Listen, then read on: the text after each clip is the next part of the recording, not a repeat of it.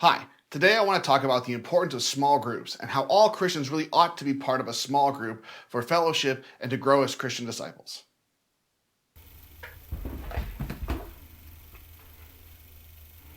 It is a huge temptation to think that our faith is really something that's only between ourselves and God.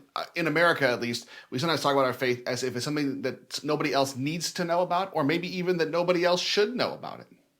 The thing is, there are very good biblical and theological reasons that we shouldn't think of ourselves as isolated individuals who relate to God in our own completely unique way. There's also historical examples that show us how important it can be and how much of a difference it can make be part of a small group.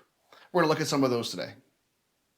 So let's start with the biblical considerations, although you can't talk about the Bible without talking about the theological implications of what we read. The very first Christian group, or we could perhaps call it a proto-Christian group because there weren't Christians as such yet, were the 12 disciples that Jesus called to follow him around and participate in ministry with him. While Jesus would eventually encounter a multitude of people, there were 12 that he spent most of his time with, and that sustained period of interaction allowed for relationships and growth that simply would not have been possible otherwise. This in itself shows us how important small groups can be. I mean, Jesus had an impact on all kinds of people, but when it came time to decide who should take out the gospel, who knew Jesus well enough to take it out into the world, it wasn't the ones who heard him once or twice or even 3 times. It's the people who lived and worked and ate with him for those 3 years of ministry. There's something about that deep and sustained contact that makes a difference that just cannot be approximated in some other way. It should also be noted that while this group of 13 people created a set of deep and intimate connections, we also read about situations where Jesus was closer to 3 of them than the rest of them. And so to be part of a small group does not mean that you're going to be best friends with everybody in your group, but it does mean you're likely to create relationships that are deeper with those people than they are with most of the people you meet. Another example of this kind of thing that we see in the Bible is the very earliest Christians just after Pentecost. We see the disciples standing up and proclaiming the gospel and sharing the message with the crowds of people who are gathered there, but that's not the only kind of relationships we see. We also read that there was a small group expression of the church. Right after Peter's Pentecost sermon in Acts, we read that they not only carried the practice of joining with one mind in the temple, the large group expression, but we also see they gathered in one another's homes to break bread, the small group expression. It's important to see this double-faceted nature of the church. It's so tempting to think of the large group expression as being the expression of the church. After all, it has often been, the definition of what it means to be the church. However, there are other people who have been so shaped by small group ministry that they can be tempted to think that it's the small group that's the real meaning of the church, and so they sometimes will cut themselves off from the large group setting and only participate in the small group setting. From the very beginning, there have been these 2 distinct but deeply related expressions of the church. And in order to be faithful, we have to engage in both of them. The large group for instruction, for proclamation, and for the sacraments, and the small group for fellowship and accountability. There are some theological considerations that are important to this as well, although they can't be separated from the biblical material.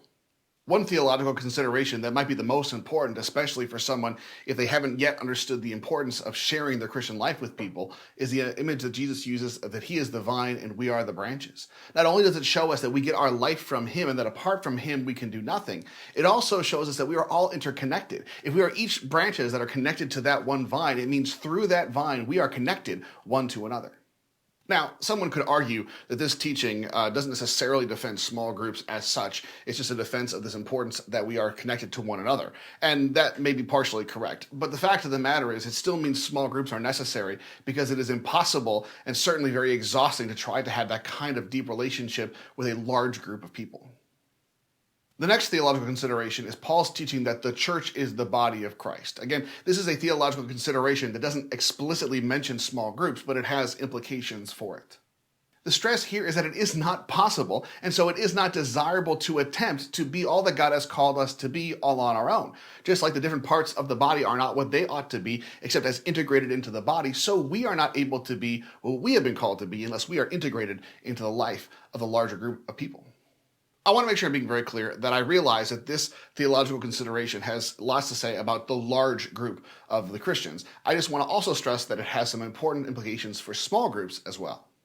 As a pastor of a church, I can tell you that almost all of the work that needs to be done by the congregation is done by a relatively small number of people. We sometimes call it the 80-20 rule, where 80% of the work is being done by 20% of the people. I don't know there are any other pastors who would not like to have more people involved in doing ministry, but at the same time, there's probably very few churches who are able to coordinate and deploy the work of all the members of their community at once.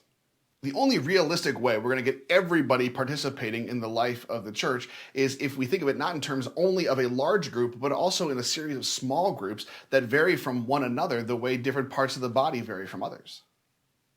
Perhaps the deepest theological reason why we need to be involved in a small group for fellowship is because we read that God himself is actually triune in God's own being. Sometimes you'll see a diagram where you have each of the persons of the Trinity are shown as each being God, but then also not being one another. And there's a sense in which that's true, because to say Father, Son, and Holy Spirit is to say God, God, and God again, but it can also be a little bit misleading. It's tempting to say that what this diagram means is that the Father, when considered all by the Father's self, completely apart from the Father's relationship with the Son and the Spirit, is God, and the same is true for the Son and the Spirit. Well, the reason why that's a problem is because we cannot consider the Father in isolation from the Son and the Spirit. We cannot separate the persons of the Trinity to consider them one at a time. In fact, the whole point of having names like Father and Son is to make it clear that the intra-Trinitarian relationships that they have are part of what makes them who they are. And that if we remove those relationships from our consideration of them, we are actually no longer considering God as God actually is. That is to say, to name Son is also to name the Father, because the Son's not a son in some kind of abstract sense, but is the Son of the Father. The point for our consideration is that if our lives are supposed to be modeled after the life of God, which means paradigmatically looking at the life of Christ, then we have to also pay attention to the relationships in our lives. Now, it's true that the relationships in our lives are not going to be of quite the same character as the intra-Trinitarian relationships, but over time they can begin to resemble them more and more. History gives us some examples of some small group structures and how they can change the world. The first of these ideas I want to lift up is the idea of a monastery. Now, I realize there are people who want to criticize the idea of a monastery because it is, by definition, a group of people who are separating themselves out from the rest of society. But I think it's also an oversimplification to think of it that way when we look at the actual historical practice. Monasteries were groups of people who were separating themselves from the rest of the world as far as their daily life was concerned, but there was still a lot of interaction between the two. There was trade that was going on between the monks and the rest of the world. The monks often had a role in educating the people of the communities they were in. We could think of the monasteries as being like a fortress that's there to shut out the corruptive influence of the world. But if we do that, we have to also remember that oftentimes those gates were open and the monastery was meant to influence the world outside of itself. The point is that history is absolutely full of examples of monasteries influencing the world around them and making a difference in both church and the rest of the wider world. Another example of small groups having a big impact on the world outside of themselves is this idea of little church inside the big church, or in Latin it's ecclesiola in ecclesia. In various places in Europe especially, there were oftentimes different factions of Christians, and the dominant factions would often set up rules about what you were allowed to do and what counted as being church work. And in those situations, you would have from time to time examples where you had people who wanted to somehow get around those rules, and so they would create these small groups where they could gather together.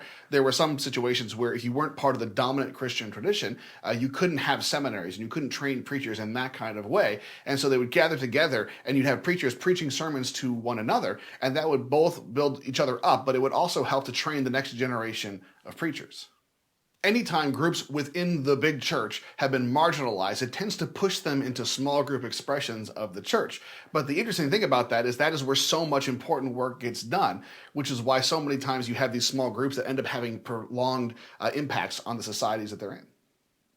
The historical example that's the most striking to me are the class and the band meetings that were organized by John Wesley with the Methodists. Now, the Methodists were perhaps most famous for their field preaching, where they just go outside of the church and they would preach to thousands of people. And yet, some of their most important contributions to the church at large was their emphasis on these important small groups. The early Methodists are the greatest example that I know of, although I might be a little bit biased, that really holds these large and small group components of the early church together. Not only did they have meetings of their society as well as church, where they gathered for large group expressions of the church, but then they also participated in a small group, whether it was a class, a band, or a select band, depending on where you were as a Christian. I've heard that one scholar who was doing research into the early Methodists and reading the journals of lay people discovered that it wasn't really that people were becoming Christians and having conversions as a result of the field preaching, but that it got their attention and they got into a small group. And it was only after over a year, usually, in a small group where they really felt that they believed that God had saved them and had forgiven them. What this shows us is that being a Christian is more than just going to church for 1 hour a week on Sunday morning, or even learning the Bible fairly well. It's the kind of thing that needs to be learned from people and needs to be done over long periods of time with practice. Now, there has been kind of a resurgence on an emphasis on small groups in the church, but I've also noticed that there is sometimes a little bit of hostility or resistance to it, and I think it comes down to two main things. I think that one of the main things is America's culture of individualism, where I do my thing and you do your thing. And I think it's combined also that the same thing of our culture in America, that so many people grew up in a society that valued large group expressions of the church, large churches, growing churches, churches that had a cultural impact. And there are a lot of people who think if small groups are so important, then why wasn't it a thing when I was growing up, when I was being formed as a Christian? And I think that can cause some resistance. The other thing that I think people are worried about is that in spite of the fact that we were created for deep spiritual fellowship, and we may even yearn for that extra something more, it is a big step for a lot of people. You see, we aren't used to having our spiritual lives examined by other people, even people who love us and want the best for us. The word accountability can come off as kind of sinister because it's the kind of thing we usually demand of other people and not so much of ourselves. So if you find yourself having some resistance to this idea, I hope that by presenting these biblical, theological, and historical considerations will help you to overcome that resistance and realize that this is an important thing that all Christians really do need in one form or another in their lives. Well, that's all for this time. If you have any questions or any topics you'd like me to take up, please send me an email at pastorstevik@gmail.com. Thanks for watching, and I'll see you next time.